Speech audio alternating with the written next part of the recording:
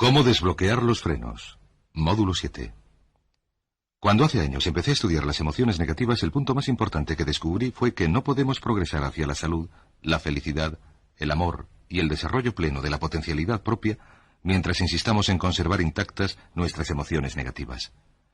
Ahora bien, lo único bueno de las emociones negativas, si es que algo bueno tienen, es que no son permanentes, incluso según Freud. No existe un lugar permanente en el subconsciente para las emociones negativas. En otras palabras, son visitantes indeseados. Son hábitos negativos o modelos de reacciones negativas que se pueden eliminar.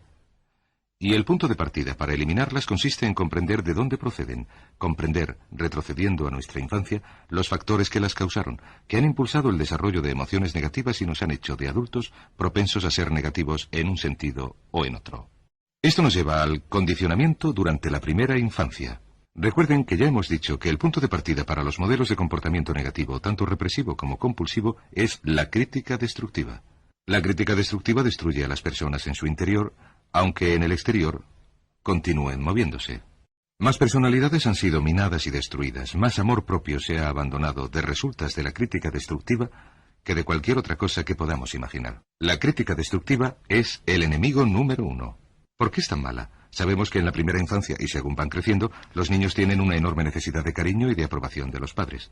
De hecho, muchos psiquiatras y psicólogos han dicho que la primera causa de las enfermedades mentales en los adultos es la negación o represión del cariño. Sabemos que cualquier persona prestigiosa, una persona importante para un niño, produce un gran efecto sobre ese niño, y hasta los 6 años, los niños tienen poca capacidad para distinguir entre la crítica válida y la que no lo es. Lo que esto significa es que cualquier cosa que un padre o un hermano mayor o un pariente, cualquier cosa que una persona prestigiosa o importante le diga a un niño, él la da por buena. La acepta como una representación válida de la realidad. Si una madre le dice que es un niño malo, o un padre le dice que es perezoso, si alguien le dice que no es de fiar, si alguien le dice que es tonto o torpe o feo, el niño no tiene capacidad para discriminar entre lo que es válido y lo que no lo es. Ese niño lo acepta como una representación verdadera de la realidad. Este comentario se desvía para evitar la mente consciente, penetra en el subconsciente y allí se almacena. Muchos de nosotros, de adultos, seguimos viviendo sobre la base de la información negativa con la que nos programaron de niños. Luego, de adultos, ¿qué decimos? Pues decimos, yo soy así, o siempre he sido así. Algunos dirán, es de familia, tu padre era así, los niños son así, tu madre era así, etc. ¿De dónde ha venido? Ninguna de estas cosas son de familia. Por ejemplo, durante mi infancia mis padres habían vivido la depresión que les había afectado enormemente. Así que cuando hablábamos de comprar algo, cuando yo era pequeño, mis padres se ponían muy nerviosos y decían, no podemos comprarlo, es muy caro, no podemos comprarlo. Tuvieron esa mentalidad de escasez, esta mentalidad de que todo era muy caro, todas sus vidas. Y yo me crié de manera que, aunque nunca había vivido la depresión, y ustedes tampoco la han vivido en muchos casos, 10, 20, 30, 40 años después seguimos diciendo, es muy caro, no puedo comprarlo. Seguimos basándonos en estos comentarios críticos, estos comentarios mediatizados por la emoción que hacían nuestros padres. Quizás sus padres le decían, como lo hacía el mío una y otra vez, nunca acabas lo que empiezas, nunca acabas lo que empiezas. Saben, cuando yo llegué a ser un adulto, me costaba muchísimo acabar lo que empezaba. Según me aproximaba al final de la tarea, empezaba a buscar cualquier excusa para alargar y retrasar su fin. Ahora bien, el segundo factor que nos predispone para las emociones negativas es la ausencia de amor. Sabemos que las personalidades de los niños se desarrollan en la medida en que reciben amor de calidad y en gran cantidad de sus padres. Existe una proporción directa entre la cantidad de amor, la calidad de amor y la salud de la personalidad. Ese amor rechazado, o la privación de amor, es la causa clave de la desdicha, la negatividad y la enfermedad mental en la edad adulta. Ahora bien, si un niño se ha de sentir verdaderamente amado, el niño tiene que tener padres con unos conceptos elevados. Y la mayoría de nosotros, desgraciadamente, tuvimos padres que fueron las víctimas de sus padres, que a su vez lo fueron de los suyos. Lo que dice un escritor, todos somos la víctima de una víctima, todos somos víctimas de víctimas. La intención de nuestros padres era criarnos lo mejor que podían, pero ellos mismos eran víctimas de víctimas. Ahora bien, para que un niño se sienta realmente amado, han de existir 3 condiciones. La primera es, los padres se han de querer a sí mismos. Quererse a sí mismos. Recuerden, nunca se puede querer a los demás más de lo que uno se quiere a sí mismo. Si uno no se quiere a sí mismo, no puede querer a sus hijos. Si tiene un poco de amor por sí mismo, tiene que repartir esa misma cantidad entre sus hijos. Si se quiere a sí mismo un poco y el equivalente a todo ese afecto lo acapara su marido o su mujer, entonces a veces sucede que, aunque quiera amar a sus hijos, no tiene amor que darles.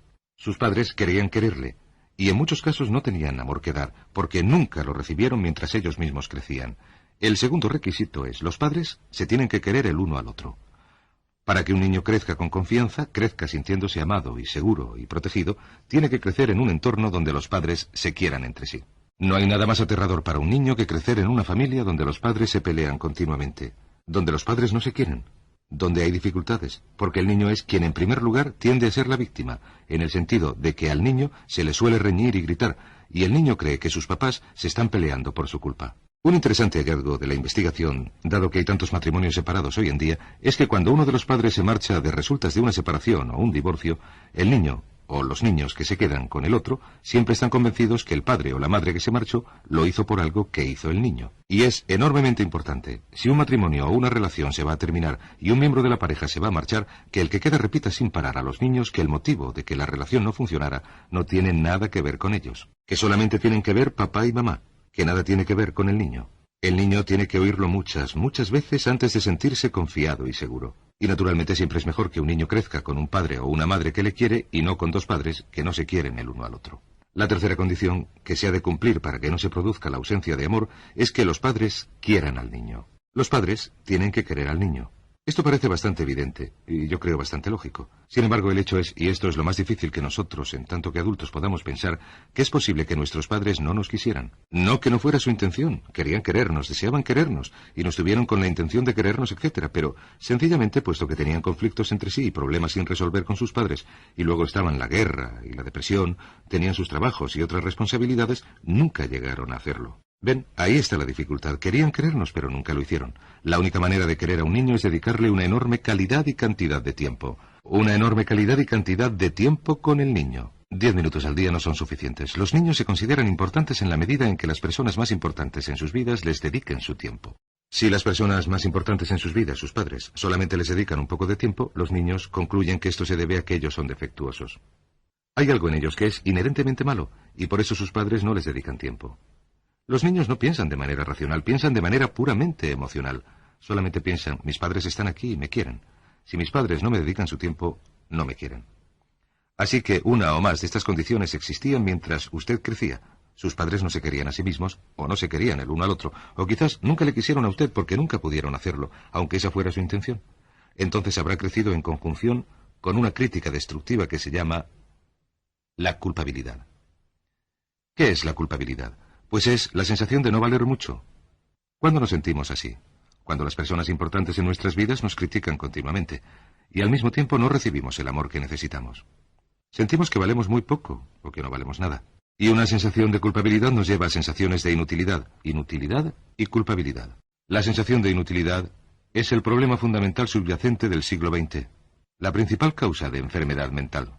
Es la fuente principal de los problemas en las relaciones, la fuente principal de enfermedades psicosomáticas, la fuente principal de la mayoría de los problemas que afligen a nuestra sociedad en este profundo sentimiento de culpabilidad e inutilidad que queda explícito o implícito en los pensamientos o la actitud.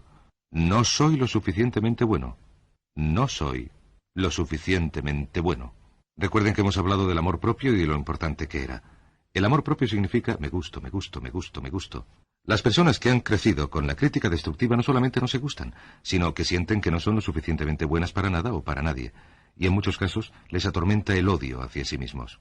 Se odian o se condenan, y verán que esto se manifiesta en sus conversaciones y se manifiesta en sus relaciones con los demás.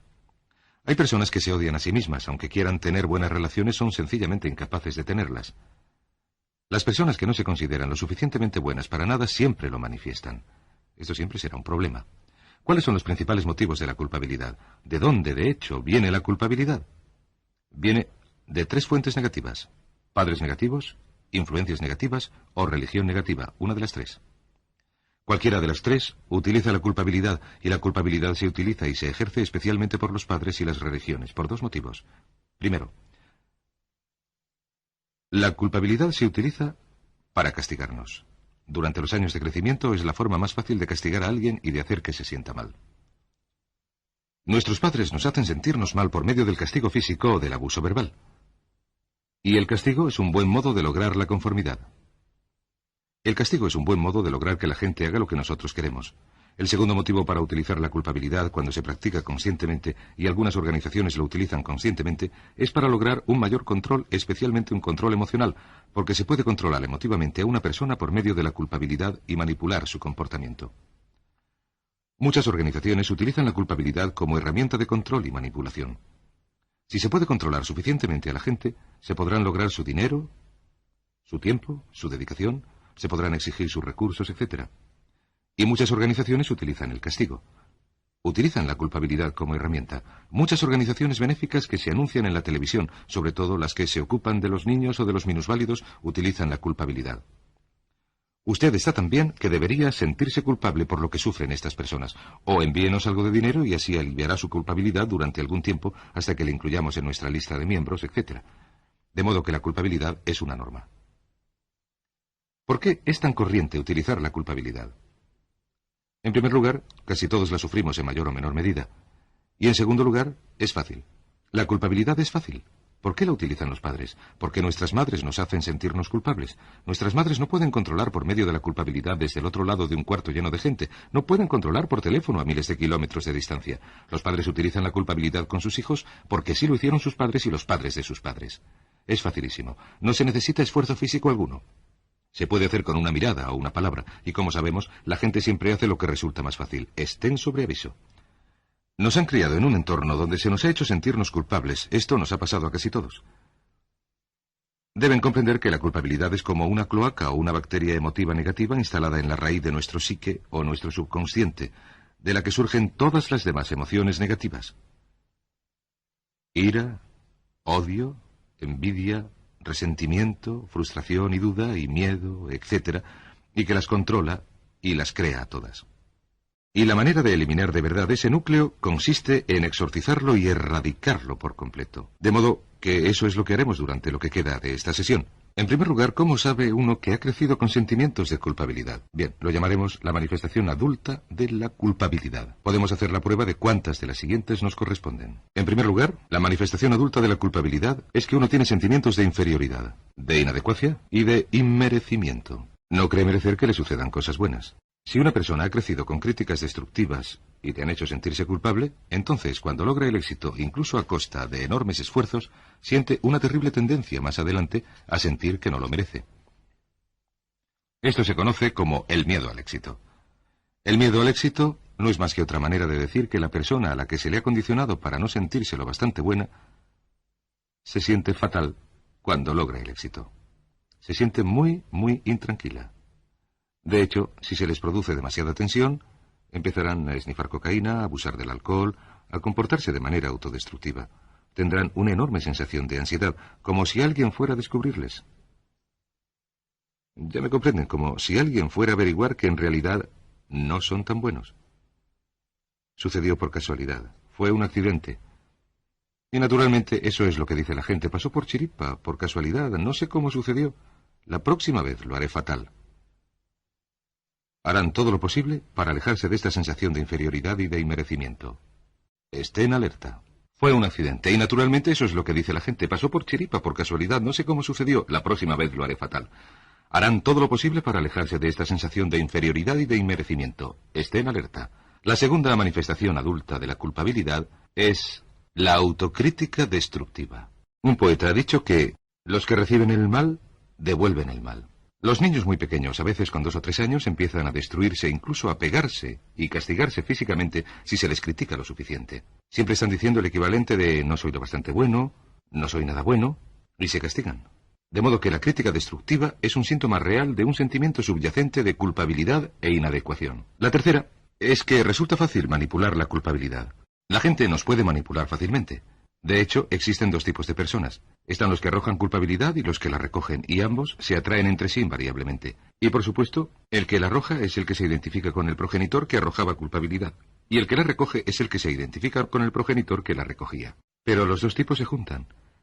Se equilibran, se establecen, crían una nueva generación de arrojadores y atrapadores de culpabilidad, pero se puede ver de inmediato que es fácil manipular por medio de la culpabilidad, porque hemos sido condicionados para ello. Su jefe puede manipular la culpabilidad. Una persona en un autobús también, o una azafata puede hacerlo. Hay que prestar mucha atención a este extremo. La cuarta manifestación de la culpabilidad es que se la utiliza. Se utiliza la culpabilidad y el reproche de manera muy extensa. ¿Por qué? Pues porque al igual que nos los aplican, los aplicamos. Parece un intercambio justo. La culpabilidad y el reproche se utilizan. Se convierten en la base de nuestra relación con los demás. Cuando algo va mal, lo adjudicamos. Cuando algo va mal, culpamos a los demás. En cuanto hay un problema, miramos a nuestro alrededor para ver a quién podemos culpar. Hace unos años, se hizo un experimento muy interesante en televisión. Se puso un charco helado en el suelo allí donde no debería haber ninguno, puesto que no hacía mucho frío. Se congeló el charco y se observó la reacción de los peatones. Los que pasaban por allí al resbalar sobre el hierro recuperaban el equilibrio, se volvían y lo primero que hacían era mirar fijamente a la persona más próxima como si estuvieran furiosos con ella. En otras palabras, buscaban a alguien a quien culpar. Si no había nadie en un radio de 4 o 5 metros, recuperaban el equilibrio, miraban a su alrededor, no veían a nadie, daban una patada al suelo y se alejaban. Verán, nuestra tendencia natural cuando algo va mal es buscar algo o alguien a quien culpar, sobre todo si nos han criado culpándonos continuamente. Y la quinta manifestación es lo que se denomina el lenguaje de la víctima. Recuerden, hemos hablado de la ley de la concentración. Dice, aquello en lo que centramos nuestra atención crece. También dice, si se utiliza el lenguaje de la víctima, se mantienen vivas las culpabilidades, se refuerzan, se elaboran, se utilizan. El lenguaje de la víctima es lenguaje del no puedo, no puedo, no puedo. Cada vez que uno dice no puedo, no puedo, no puedo, está transmitiendo un mensaje a su mente subconsciente. La mente subconsciente percibe que está desvalido, que no controla la situación, que es una víctima. De modo que cuando verdaderamente llega a querer hacer algo, su mente subconsciente le retransmite su propio mandato y le dice, no puedes, no puedes, no puedes. Lo segundo que se dice es, tengo que hacerlo, tengo que hacerlo. Una vez más, no controlo la situación, yo no mando, pero hay otras expresiones del lenguaje de la víctima con las que hay que tener cuidado. Una es, lo intentaré, sea lo que sea, lo intentaré. ¿Qué significan las palabras lo intentaré? Les diré lo que significan. Significan voy a fracasar. Y lo digo de antemano para que no me puedas recriminar. En otras palabras, usted dice, intentaré llegar a tiempo, pero lo que está diciendo es que probablemente llegará tarde y que no se lo podrán recriminar porque dijo que lo intentaría. Cuando alguien dice, lo intentaré, están excusando su fracaso de antemano. Si va al médico y éste le reconoce de arriba abajo, le mira bien y le dice, verá, está fatal, le vamos a tener que hacer una intervención quirúrgica de triple bypass e ingresarle ahora mismo, me sorprende que siga aún con vida, usted contesta, vaya doctor, espero que haga un buen trabajo, y él le dice, lo intentaré, él dice, lo intentaré. Espere un momento, quizás debería pedir una segunda opinión. Usted va a un abogado. Le era acusado de algo, va a un abogado, le presenta su caso y le dice, ¿me defenderá? Y él contesta, lo intentaré. ¿Qué está diciendo? Le está diciendo, mire, he examinado el caso y por lo que veo no hay muchas esperanzas, pero lo aceptaré de todos modos, lo intentaré. Esos son los que piden que se les pague por adelantado. Por tanto, otra expresión que no debe utilizar es la expresión lo intentaré. Lo que tiene que decir es lo haré o no lo haré, no lo intentaré. Si hacemos una llamada de negocios y le preguntamos a alguien si podemos obtener esto o aquello, cuando nos dicen intentaré que lo reciban el viernes o intentaré tenerlo a tiempo, sabemos al momento que nos están diciendo que quieren escurrir el bulto, que no lo van a hacer. Por tanto, nunca aceptamos la expresión lo intentaré. O se hace o no se hace. Y queremos una garantía. Si es necesario, iremos a recogerlo. Cuando nos dicen lo intentaré, lo que están haciendo es escurrir el bulto. Ténganlo en cuenta. Las otras palabras son me gustaría. Se dice que esto constituye un deseo o una meta sin energía que la impulse. Me gustaría. ¿Qué significa me gustaría? Me gustaría significa que quisiera lograr algo, pero que sé que nunca lo conseguiré. Cuando uno dice, me gustaría poder adelgazar, ¿qué quiere decir? Las palabras que quedan sin decir son, pero sé que no puedo. ¿Por qué no puede? Por las excusas que se inventa, su metabolismo, y los problemas y todo lo demás. Siempre hay una razón, porque tiene que cenar fuera, etc. Me gustaría dejar de fumar, me gustaría estar en forma. Me gustaría, me gustaría.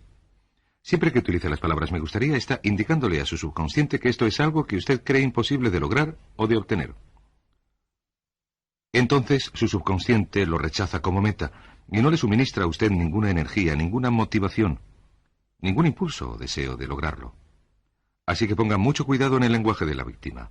Esté al tanto en cuanto a, sí, pero lo haría. Pero, si alguien dice, ¿por qué no haces esto? Usted contesta, sí, pero... La palabra pero es como una gran goma de borrar. Cuando alguien le dice, ¿sabes que podrías ganar más, producir más, ser una persona mejor o más feliz, o adelgazar, o cualquier otra cosa? Y usted contesta, sí, pero... Lo que usted está diciendo es que está borrando toda la frase precedente. Usted envía a su subconsciente un mensaje que dice, no es posible. y no hace esfuerzo. No dedica ninguna energía, no compromete ninguna capacidad en el logro de esta meta. De modo que quienes han crecido con un sentimiento de culpabilidad cuentan con 5 características de adultos. Una es que se sienten inferiores, inadecuadas, sienten que no merecen que les sucedan cosas buenas. Tengan cuidado con esto. La segunda es que se ponen a sí mismos por los suelos continuamente, utilizan la autocrítica destructiva. La tercera es que utilizan la culpabilidad y el reproche para sí y para los demás. La cuarta es que son fáciles de manipular por medio de la culpabilidad. La quinta es que utilizan el lenguaje de la víctima. Así que veamos cómo nos deshacemos de la culpabilidad. Resulta sorprendente lo bien que se borra este encerado. ¡Qué barbaridad! Desaparece por completo. Tenemos una especie de varita mágica que uso cuando voy y me siento en esa mesa. Bien, ¿cómo nos deshacemos de la culpabilidad? Deshacernos de la culpabilidad. He aquí el proceso. Consta de algunos puntos esenciales. El primero, arriba en la lista, elimine la autocrítica. Elimine la autocrítica destructiva. En otras palabras, nunca diga nada que constituya una crítica destructiva de usted mismo. No lo diga. Esta es la regla básica. El subconsciente acepta lo que usted diga que es verdad como si fuera un mandato. Lo que debe hacer es no decir nada sobre usted que no desee sinceramente que sea verdad. No diga, estoy gordo, estoy cansado. No diga, no puedo, o tengo que hacerlo. No diga nada, a no ser que quiera que sea verdad. Las palabras que hacen referencia a usted mismo son las que su subconsciente percibe como mandatos, menos cuando dice, me gustaría, o lo intentaré. Así que elimine la crítica destructiva. Siempre hable de usted mismo en términos positivos. Me gusto, me gusto, me gusto, lo puedo hacer, lo haré, elegí hacerlo. Pero no diga, no puedo, etc. Número 2. Niéguese a ser manipulado por la culpabilidad. Niéguese, porque cada vez que permite que alguien le manipule con la culpabilidad, ¿sabe lo que sucede? Usted refuerza y fortalece la influencia de la culpabilidad en su vida. De pequeño, me crié en una familia influida por la religión negativa. De hecho, mi madre, que Dios la bendiga, era cinturón negro en culpabilidad y se le daba de maravilla. Tardé años en librarme de esto. Cuando me casé con Bárbara, resulta que su familia era del mismo tipo. Así que tenemos una respuesta. Tenemos una respuesta preciosa para cuando uno u otro caemos en las antiguas costumbres. Decimos, no intentarás hacerme sentir culpable, ¿verdad? Es una forma preciosa de hacerlo. Sencillamente diga, no intentarás hacerme sentir culpable, ¿verdad? Y niéguese a permitir que le manipulen con la culpabilidad. El número 3 es, niéguese a utilizar la culpabilidad o el reproche. Y anuncie que no piensa utilizarlo. Niéguese a usarlos con los demás. Y haga que sus hijos, su cónyuge, hagan lo mismo. No intentarás hacerme sentir culpable, ¿verdad? Repítalo una y otra vez. Y a veces digo, sí, lo intento. Y entonces usted contesta, no va a funcionar. Ya no funciona. Porque, verán, la culpabilidad solo funciona mientras uno no se da cuenta de que se la están aplicando. El número 4 es lo que llamamos la ley del perdón. Esta es la más importante de todas. En realidad, es el núcleo de esta sesión. La ley del perdón dice sencillamente que uno está sano en su mente en la medida en que pueda perdonar y olvidar las ofensas que le han hecho. Que su capacidad de perdonar es el principal determinante de su felicidad y éxito en la vida. Su capacidad de perdonar a los demás y olvidar las antiguas ofensas es el factor individual más importante de si usted es o no un adulto plenamente integrado que funciona bien. Porque la tendencia al reproche y el resentimiento es una tendencia patológica infantil que todos los enfermos mentales poseen, y la capacidad de olvidar el resentimiento, de perdonar plenamente, es la marca del ser humano verdaderamente iluminado. Ahora bien, eso lo aceptan como una verdad. Hay 4 personas a las que deben perdonar. Primero, perdonen a sus padres. Perdonen a sus padres por todo lo que hayan hecho que les pueda haber hecho daño. Casi toda nuestra investigación indica que prácticamente todos nuestros problemas de adultos se derivan de la incapacidad o de la negativa a perdonar a nuestros padres por algo que hicieron ellos que nos hizo daño. Perdónenles al 100%. Escríbanles, llámenles por teléfono, díganselo, o por lo menos perdónenles en su corazón, pero perdonen a sus padres. Segundo, perdonen a los demás. Perdónenles a todos. Perdonen a todo aquel que de algún modo les haya hecho daño alguna vez. Olvídenlo. Hay quienes dicen, no puedo perdonar a tal persona lo que me hizo. Recuerden esto, el perdón es totalmente egoísta.